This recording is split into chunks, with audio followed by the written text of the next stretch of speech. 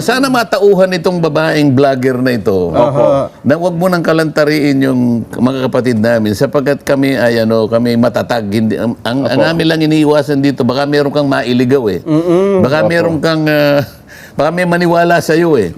Masakit ang loob ko kahit isa lang o dalawang mapaniwala niya diyan eh. Tama naman. Kasi dapat nating ituwid ang mali.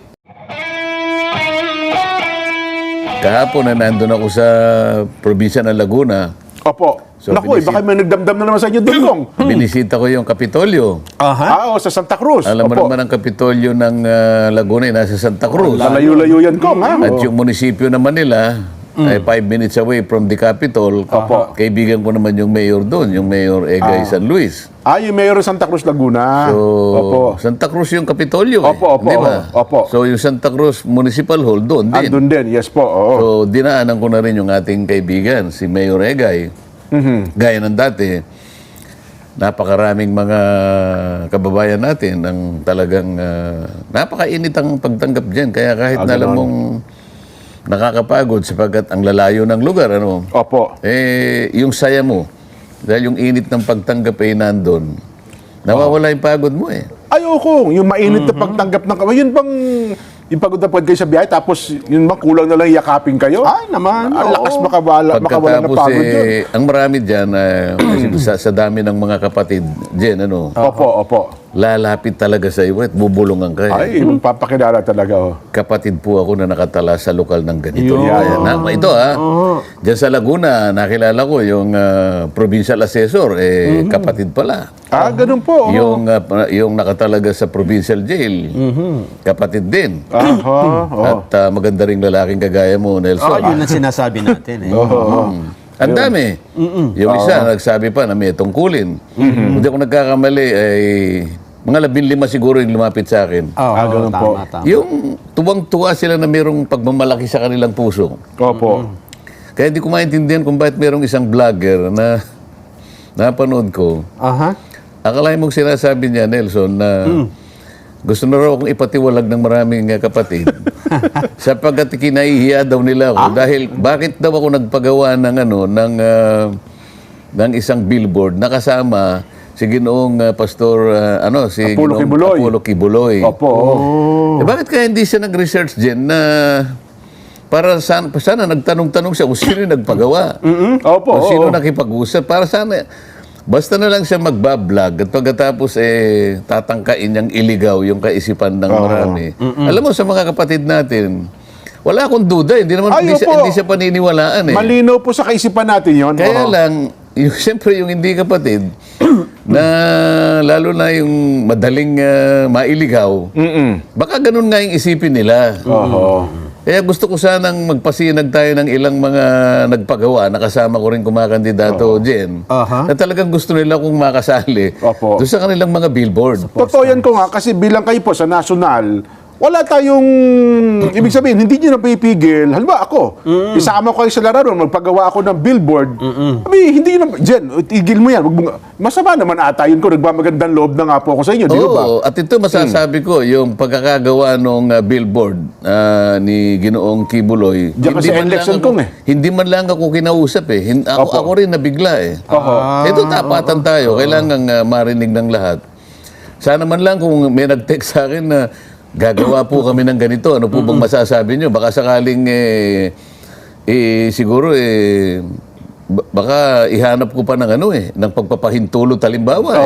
Pero dahil sa nakita ko nabigla na lang ako pagkalaki-laking billboard. Pwede bang ipasinag natin yung mga iba direct para makita na halimbawa yan. Ito si Congressman Wilbert Lee na kumakandidato ng pagkasenador din. Senador din po yan. Siya ang pinakamaraming billboard na naisabit sa buong Pilipinas. Malalaki yan ko, ha? Malalaki at saka strategic at saka marami. Pero dati ko, mag-isa lang siya. Mag-isa lang siya.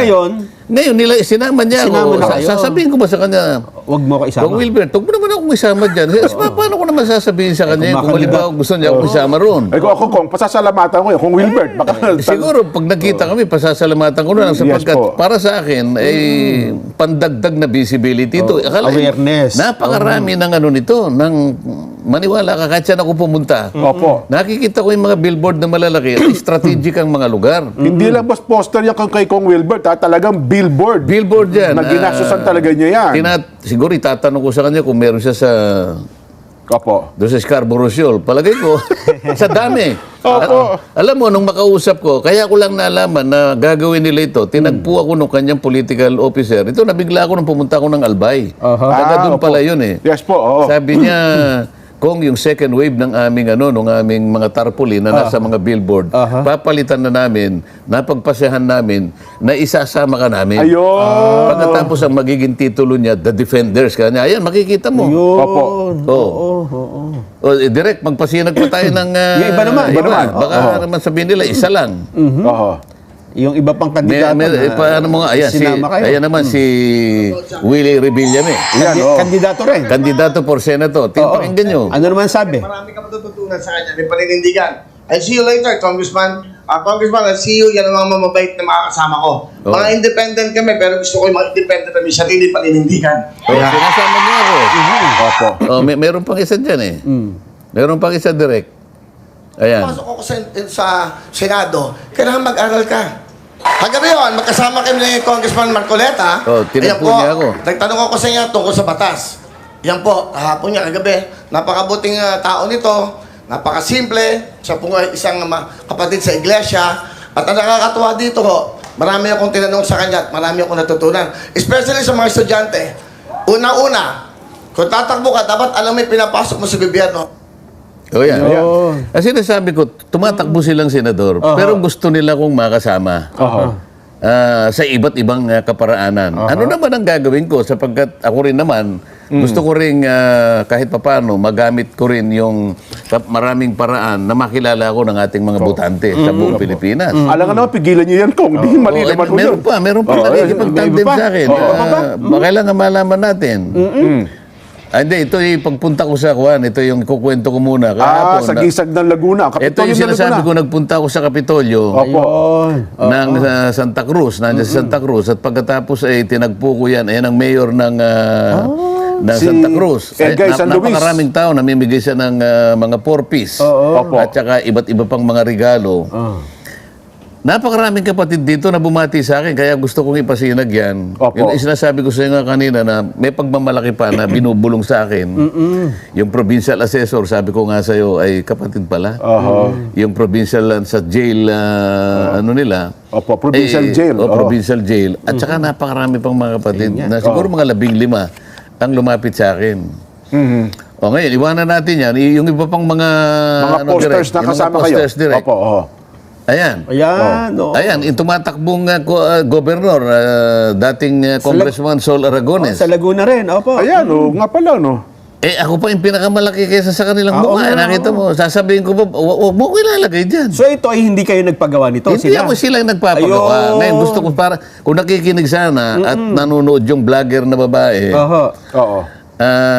alam mo, kung sino ko man, dahil di ko naman siya kilala, Trinity na rin yun, ano? huwag ka naman gagawa ng gano'n na para bang palalabasin mo ng mga kapatid namin na ikinaihiya ako. Samantalang, sabi ko nga sa'yo, sana makasama ka doon sa mga sorties namin para makita mo kung paano yung pagtanggap nila sa akin.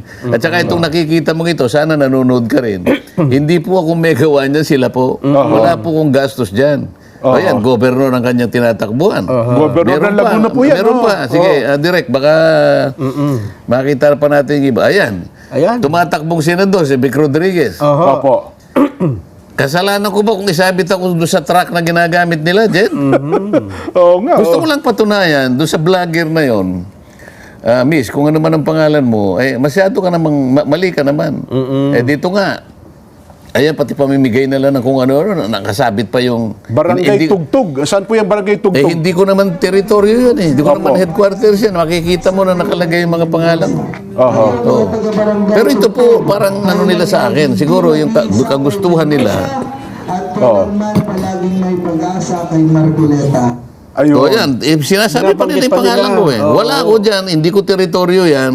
Pero tinuturuan nila yung mga tao. Sabi pa nung isa na lang po iboto natin kanila. Ngayon, Pwede. sasabihin ko ba sa kanila, Jen, Nelson, na Nawag. itigil po ninyo yung ginagawa. Ayan po mga ginagawa nila. Gusto nila suportahan kayo, hindi ba? Oo. Ayan. Binabanggit ang pangalan. Sige, direct. Yan. Oh, yan ang- Kilala niyo yan. Congressman Gaston Bunting, opo. Doon sa Paranaque. Ayan, oo. Sasabihin ko ba sa kanya, Congressman, huwag mo nang gagawin yan. Yan na naman, kumakandidatong mayor naman sa Santa Ana. Santa Ana, saan po yan? Pampanga? Pampanga. Ayun, nakita mo yung pangalan ko nilagay doon. Pati yung middle name ko nga nilagay pa eh. Para malaman nilang taga Pampanga kayo, Kong. Sige pa. Yan. Lumalaban ng board member sa Pampanga. Nakikita mo yung litrato ko kahit medyo maliit lang pero nilalagay nga nila. Anong ibig sabihin ng lahat ng ito, Nelson? Jen? Talagang gusto nila kumaisa. Ayan, mayor ng Mexico, Pampanga. Ganun ba? Yung kapatid niyan, pinakulong ko pa eh. Oo nga. Kaya Si maniniwala Mayor ka. Ito, Tumang, oo. magtataka ka. Si Mayor Tumang, yan ang kumakandidato. Kapatid niya yung pinakulong ko. Opo, oo. Isipin mo. Yung kinontempt nyo sa ano, opo. Nakulong. Ayan, kasama yung litrato ko. Oo. Miss, kung nakikinig ka, sana makita. Ayan, mayor na naman yan, lumalaban ng vice mayor, sinama na naman ang pangalan ko. Ibig ko sabihin, napakarami pong kumakandidato na talaga pong gusto nila akong makasama. Ang motibo po ay nasa sa kanila. Hindi ko naman po kayang panghimasukan. Ang tanging naiisip ko lang, gusto lang nila akong makasama siguro. Baka sakaling ako po ay nakatutulong din sa kanila. Plus factor sa kanila yun, Kong. Maaari. Kasama nila kayo. Ikaw ba isasama ka sa isang tarpaulin kung wala silang maaring makuha ang ganansya halimbawa? Ayan. Sa Arayat yan. Arayat Pampanga. Nakita mo bang ako bang pinakamalaki ang Parang litrato? kayo nasa likod ng mga kandidato, Kong. Sana matauhan itong babaeng vlogger na ito na wag mo nang kalantariin yung mga kapatid namin sapagkat kami ay kami matatag. Hindi, ang amin lang iniiwasan dito, baka meron kang mailigaw eh. Baka meron kang baka may maniwala sa iyo eh. Masakit ang loob ko kahit isa lang o dalawang mapaniwala niya diyan eh. Tama naman. Kasi dapat nating ituwid ang mali. Totoo po, Kong. At saka may mga tao kasi... Yan, saan ba yan? Ayan, isa pa yan Sa Team Mindanao Saga. yata. Saan ba ito? Sa Mindanao yata yan. Ibig ko sabihin, napakarami nila dyan eh. Na iba-ibang posisyon na kanilang tinatakbuhan na talagang gusto nila akong isama. Opo. Baka meron pa. Wala Tawag na yata. kasi dyan kung sa marketing, parang ano siya, branding no? Totoo Kung ano po. yung paniniwala nyo, kung ano yung paninindigan nyo, kung ano yung pinaglalaban nyo, gusto nilang makilala na yun din ang posisyon nila. Siguro nga, gusto nilang ma-associate dun sa aking Yes. paninindigan. Oo.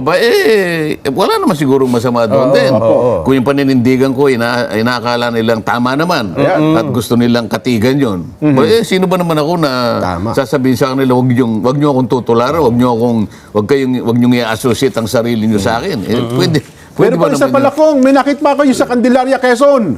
Si Mayor Maki Buong Galing. Ganun May ba? mga pictures, may mga posters din po kung pinicture nila na Kasama siya, Ang dami po sa buong Candelaria, Kong. Disyembre pa lang dyan. Ayun na Sinasabi nga ko. po. Baka mamaya yung babae niya, pagka umabot ng halimbawa January, baka malito na siya sa dami ng mga tarpaulin. Kaya medyo ngayon pa lang ay mag-isip ka na, Miss Vlogger, dapat maintindihan mo na marami talaga ang kumakatig sa paninindigan natin.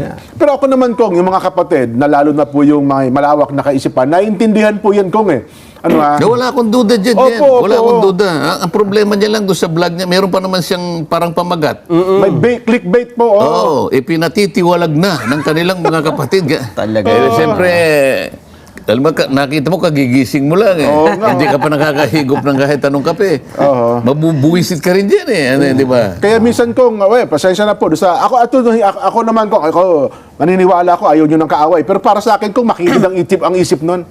Makitin talaga. Makinig Pero ang isip po ng babae ng vlogger na siya, yan. hindi na natin siya pinapansin eh. Yung maaari lang na mailigaw niya, madaya niya, yun ang ating gustong yun ang gusto nating Maitama. mabantayan, Ayan, opo. maitama, para wag siyang mahiwalay. Ayun. Ako naniniwala, Kong, habang paparapit ng eleksyon, paramihan pa po ng paramihan na pwedeng mga tumatakbo, lalo sa local elections, ay isasama po ang inyong mga larawan, Kong. Pwede ho talaga mangyari. Maaari namang mangyari yan. Opo, oo. Palagay ko baka masira ang ulo ng babaeng vlogger na yun. Kasi dapat, Sana naman mo, gano'n. Opo. Ang akin lang gusto baka mangyari, baka mahimasmasan naman, ituwid niya yung sarili niya, Oho. at maaring isang araw mag-text siya sa'yo, Jen. Ayan, sabi niya. Humingi siya ng dispensa, tatanggapin naman natin. Ayan, opo. Ayan. Oo. kasi inano niya, in-isolate niya yung isang billboard lang eh. Oho. Na isang taong kasama niya eh. Palagi ko naman nakikita niya yung kamukha nung pinakita natin yung isang congressman nakabalagbag, napagkalaki-laki doon sa may eleksyon. At meron pang katambal yun, nandun sa may malaking, hindi ko, Startol yan, papuntang Batangas. Opo. Dalawa yun eh. Opo. Hindi mo lang niya nakita yun. Kung Wilbert yan, opo. Maniniwala ka na. Hindi, iba pa yung kay Wilbert. Iba pa. Yung sinasabi ko Ganun sa iyo, po. yung tumatakbong congressman ng Laguna. Naglagay sa SLEX Naglagay at saka din. doon sa papunta sa Batangas. Dalawang mag-asawang malaking billboard. Hindi ba niya nakita yun? Kasi dito at akong kinukulayan nila kasi ang kasama niya raw si Ginong Apollo Kibuloy tapos pagkalaki-laki doon sa NLEX, kapansin-pansin kasi talaga. Hindi niya alam, parehong kandidato yan. Ang diba? at kanyang ini-insinuate, ako ang gumawa. ako nag-install. Kayo nag-initiate. At para lamang siguro makaagaw pansin, isinama ko daw siya. Ayun. Ayun naman ang pangit doon sa... Hindi ko malaman kung saan papunta yung analysis ng babae na yun. Oho. Hindi kaya inaway ng asawa yun, kaya nagkagano. Hindi, ako baka sa tingin ko pa, wala pa asawa yun kong. Sige, pabayanan natin. Opo, nag-iwanan na natin Importante yun, lang ay... Naipaliwanag natin. may katama natin, may paliwanag natin para sa ating mga kababayang pwede niyang mailigaw, baka sakali. Totoo po ko. Ayan. At saka yung mga nagtatanong din po, at least nasagot na po natin ngayon. Ano, ha? Naghahanap ng paliwanag. Oo, di ba? kasi may mga nakapanood ata ko, may mga nag-share ata ng vlog na yun. Sabi ko, imposible ka ako. Mamaya manood kayo sapagkat magpo-programa tayo ngayon. Oo. Kasama ko ang Kong Dante Marcoleta. Oo.